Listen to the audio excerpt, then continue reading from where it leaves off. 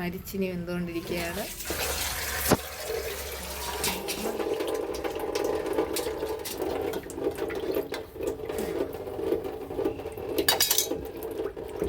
ഇതുപോലെ വൃത്തിയാക്കി ക്ലീൻ ചെയ്തെടുക്കണം മീൻ.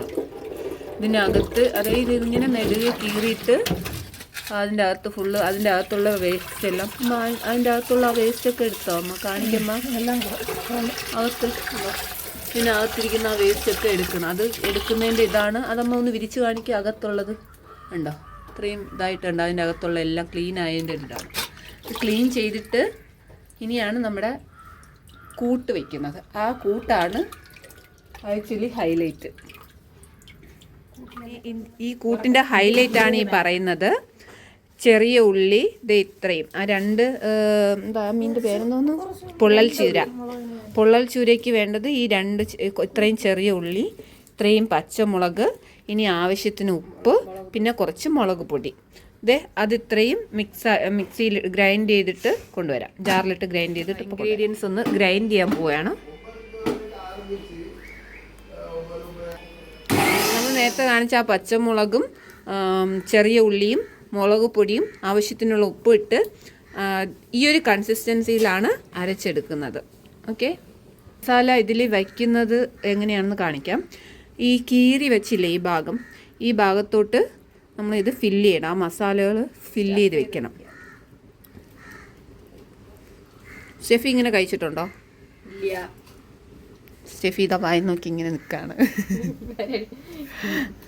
ഈ സംഭവം കഴിക്കേണ്ട സമയം എന്ന് പറയുന്നത് നമ്മൾ രാവിലത്തെ ബ്രേക്ക്ഫാസ്റ്റ് ഒരു 8 മണിക്ക് 8 മണിക്ക് മുന്നേ കഴിച്ച് കഴിഞ്ഞിട്ട് ഒരു 10 മണി 11 മണി ആ ഒരു ടൈമിൽ കഴിക്കാനുള്ള ഒരു, അങ്ങനെയല്ല അപ്പം കഴിക്കുന്നതാണ് കുറച്ചുകൂടെ ബെറ്റർ. ഉച്ചയ്ക്ക് നമുക്കിത് കഴിക്കാൻ പറ്റില്ലല്ലോ, രാവിലെ ഇത് കഴിക്കാൻ പറ്റില്ല. അത് ആ ഒരു ഇതായിട്ട് വേണമെന്ന് പറഞ്ഞാൽ കഴിക്കാം. പക്ഷേ നമുക്കൊരു ഉച്ചയ്ക്ക് കഴിക്കുന്നതിൻ്റെ ചോറ് കഴിക്കുന്നതിൻ്റെയും രാവിലത്തെ ബ്രേക്ക്ഫാസ്റ്റിൻ്റെ ഇടയിലൊരു ഇത് ജസ്റ്റ് ഒന്ന് കഴിക്കുമ്പോഴുള്ള ഒരു ചൂടോടെ കഴിക്കുമ്പോൾ ഇത്തിരി കൂടെ ബെറ്റർ ആണല്ലേ. ചൂടോടെ കഴിക്കാവൂ. ചൂടോടെ കഴിക്കുന്നതാണ് ഇതിൻ്റെ ടേസ്റ്റ് അറിയാൻ പറ്റുന്നത്. ഇത് നമ്മൾ ഫില്ല് ചെയ്ത് രണ്ട് പൊള്ളൽ ചൂരയിലും ഫില്ല് ചെയ്ത് കഴിഞ്ഞു. ഇതിങ്ങനെ കുറച്ച് നേരം ഇരിക്കും. ഇനി അടുത്തത് നമുക്ക് കാണിക്കാം. അടുത്തത് എന്ത് ചെയ്യണമെന്ന് പറഞ്ഞു കഴിഞ്ഞാൽ നമുക്കിത് പാനിൽ കുറച്ച് എണ്ണ ഒഴിച്ച് നമുക്ക് നല്ലപോലെ പൊള്ളിച്ചെടുക്കണം. അത് നമുക്ക് വിരിക്ക് കാണിച്ചു തരാം. നമ്മുടെ മരിച്ചിനി ഇതുപോലെ വേകാനായിട്ട് നല്ല തിളച്ചുകൊണ്ടിരിക്കുന്നുണ്ട്. ഷെഫി ഒന്ന് ഇളക്കി കൊടുക്ക്, അടിയിലൊന്ന് പിടിക്കാതിരിക്കാൻ.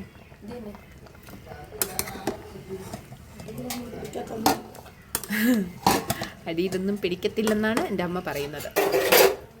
ഈ മരിച്ചിനി വെന്തതിന് ശേഷം ഈ ഒരു അടുപ്പിൽ വെച്ച് വേണം ആ ഒരു പൊള്ളൽ പൊള്ളിക്കാൻ. നമുക്ക് ഈ അടുപ്പിൽ വെച്ച് വേവിച്ച് കഴിക്കുന്നതിൻ്റെ ആ ഒരു ടേസ്റ്റ് രുചി വേറെ തന്നെയാണ്.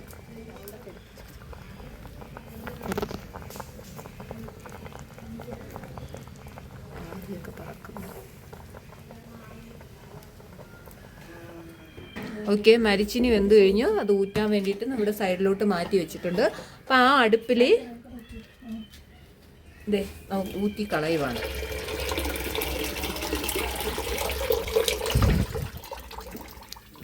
ഓക്കെ, ഇനി നമ്മൾ ആ അടുപ്പിൽ തന്നെ പാൻ വെച്ചിട്ടുണ്ട്.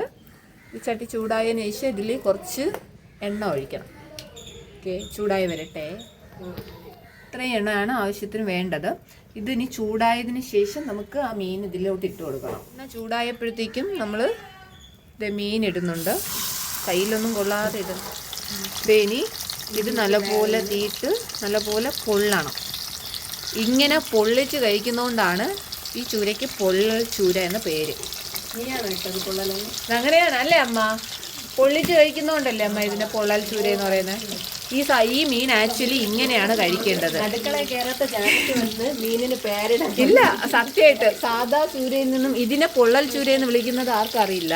കാരണം ഞാൻ കണ്ടുപിടിച്ചത് തന്നെ ശരിയാണ്. എൻ്റെ ആ ഒരു കണ്ടുപിടുത്തം തന്നെയാണ് ഞാൻ കണ്ടുപിടിച്ചത്. ഇങ്ങനെ പൊള്ളിച്ച് കഴിക്കുമ്പോൾ ആ ഒരു ടേസ്റ്റ് വേറെയാണ്. സാധാരണ കറി വെച്ച് കഴിക്കുന്നതും പൊരിച്ച് കഴിക്കുന്നതിനേക്കാളും ഇങ്ങനെ കഴിക്കുമ്പോഴാണ് ഈ ഒരു ചൂരയുടെ ടേസ്റ്റ്.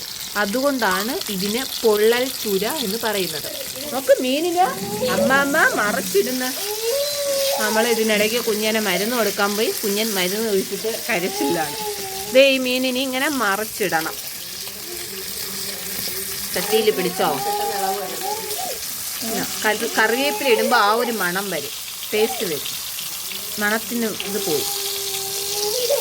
ഓക്കെ, ഇച്ചിരി സാഹസികം പിടിച്ചൊരു സംഭവമാണ്. പൊരിയാനുണ്ടമ്മ ഇനി? ഞാനൊക്കെ മറിച്ചിട്ടുണ്ടെങ്കിൽ മീൻ 4ആയിട്ട് വരുമായിരുന്നു. ഹായ്,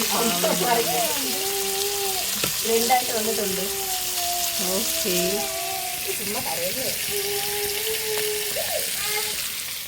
ദേ നമ്മൾ മറിച്ചിട്ടിട്ട് ഏകദേശം കുറച്ച് സമയം ആയിട്ടുണ്ട്. അതിന് നമുക്ക് പൊരിഞ്ഞോന്നൊന്ന് നോക്കാം. മറിച്ച് നോക്കൂ. നല്ല മണം. നല്ല ഐഡിയ. അത് ഒന്ന് മറിച്ചിട്. എന്തൊക്കെ ഇത് മറിച്ചിട്. ഇത് ഈ ഭാഗം വെന്തിട്ടില്ല. ഇതൊന്നുകൂടെ മറിച്ചിട്. ഈ വാലിൻ്റെ ഭാഗമൊക്കെ നല്ലപോലെ ഫ്രൈ ആകണം. കാരണം പാൻ ഇങ്ങനെ ഒരു വശത്ത് മാത്രമായിരിക്കും ഓയിൽ കൊള്ളുന്നത്. അതുകൊണ്ട് നമ്മളിങ്ങനെ നീക്കിയിട്ട് പൊരിക്കുകയാണ്. ഫ്രൈ ആവട്ടെ. ഭയങ്കര ഇഷ്ടമാണ് എനിക്ക്. ഇതെൻ്റെ ഫേവറേറ്റ് ആണ്. എന്തൊരു മണം. ഈ ഷവായിയും ഇതൊക്കെ കഴിക്കുന്നതൊക്കെ അതുപോലെയൊന്നുമില്ല, അതിനേക്കാളും വേറെ ലെവലാണിത്. ഇങ്ങനെ ഒന്ന് കഴിച്ചു നോക്കണം.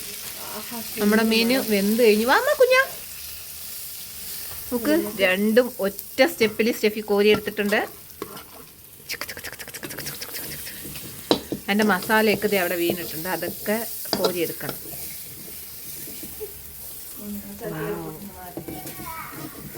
ഒരു മണം. കുഞ്ഞാ, ഇമ്മി കഴിക്കാവോ? അമ്മ അവിടെ ഉണ്ടപ്പാ.